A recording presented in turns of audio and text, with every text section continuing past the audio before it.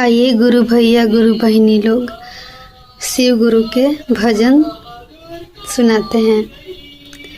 शिव गुरु बस गइले ऊंचे रे पहाड़वा, अरे ऊंचे रे पहाड़वा, पार्वती मैया ना, पार्वती मैया ना बड़ी भोला जी के संगवा, पार्वती मैया ना बड़ी भोला जी के संगवा।